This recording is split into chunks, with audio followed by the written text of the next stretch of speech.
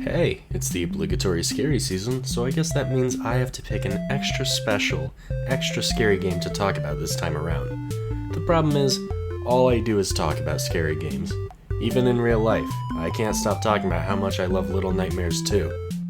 It really irritates people. Anyway, I decided to make this Halloween special something extra dark. Something so mind-bendingly horrific, it'll make you literally shit blood. Now, on with the show. This video is being made pretty much exclusively to cater to one dude. You know who you are. Trains. Gotta love trains with their long, hard, iron bodies that rub against the... Anyway, this is a Five Nights at Freddy's fan game review. Actually, it's more of a series review, as GameJolt user JFun300 has created not one, not two, but 6 Five Nights at Freddy's fan games all themed after Thomas the Tank Engine. As a series, I can't exactly call it as top shelf quality-wise as something like Five Nights at Wario's or Five Nights at Sonic's, but by God is this gonna please someone out there. And that someone is me. Five Nights at Thomas's was uploaded to GameJolt in 2015 by JFun300, whose profile picture resembles Sheen if his nose was an elongated snout. It's a ridiculous game, one room, one hall, and a phone call from everyone's favorite fat controller. After getting killed by Thomas an actually embarrassing amount of times, I actually managed to listen to the entirety of the night one phone call, wherein the fat controller, named Carter, gets in a shouting match with his mother. The lore is already so incredible. By the way, the name of this restaurant that Thomas is in, somehow, is Thomas's Pizza Railway. So good following the source material. That's one of my favorites of the original books.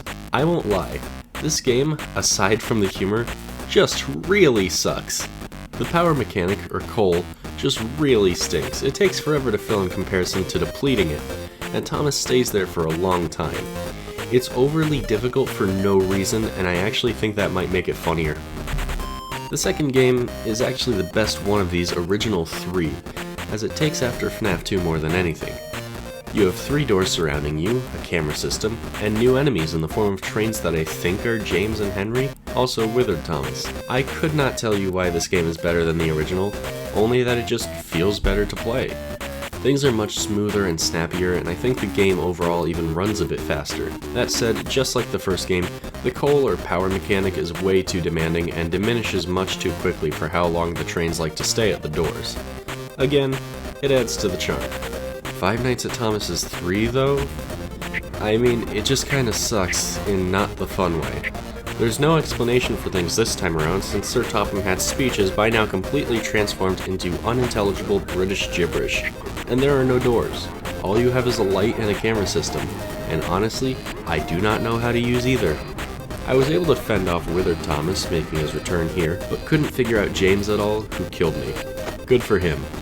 Asshole. Five Nights at Thomas's 4 is the first big upset in the series, which is unfortunate because this game was ultimately cancelled before it reached a finished state.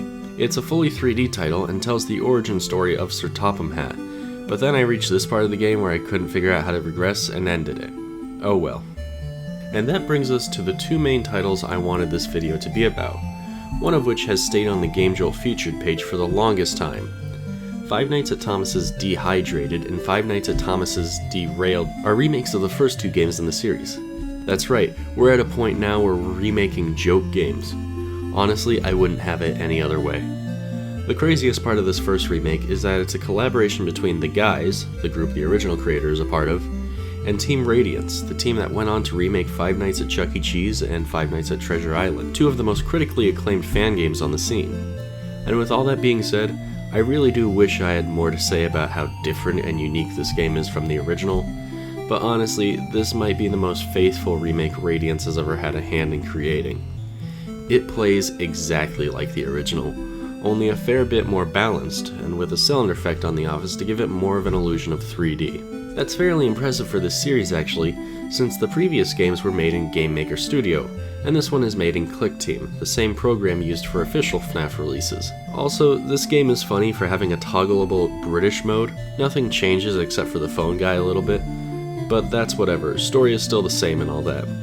The game starts you out with this FNAF 2-esque cutscene where you're inside Thomas's head staring at the fat controller, and then it starts. I will also add that Thomas looks a little bit fucked up in this game, and the phone call isn't as funny as the first game, probably because it doesn't last almost the entire night like the first game. As for Thomas 2 Derailed, well, that game's not out yet. In fact, the last update was 1 year ago, which tells me this game might not be coming out anymore.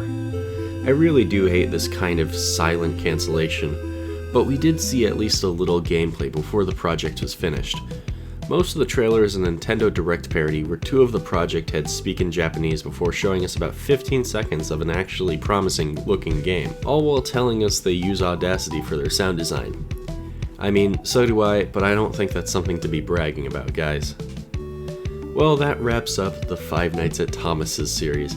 I hope you guys enjoyed this video. I'm still not sure if I enjoyed making it. If any of these games are worth checking out, Five Nights at Thomas's 2 is the closest to being like an actual game, which is kinda hilarious when you consider Team Radiance was involved in the creation of Dehydrated. Anyway, this has been a fun dive into arguably the dumbest fan game series out there until I talk about Five Newts at Pingu's. Until then, I'm DMuted. Be sure to like, subscribe, and share around. Peace. After playing so much of the hit series Five Nights at Thomas's, I needed to be certain that trains were actually real. So I'm out here alone and unarmed, looking for a train. Now the first thing you do when looking for any kind of creature or animal is you look for the tracks. I found them. Now the next step, now that we've found the tracks, is to find a train. And so DMuted and his troglodytic cameraman scoured the tracks for hours.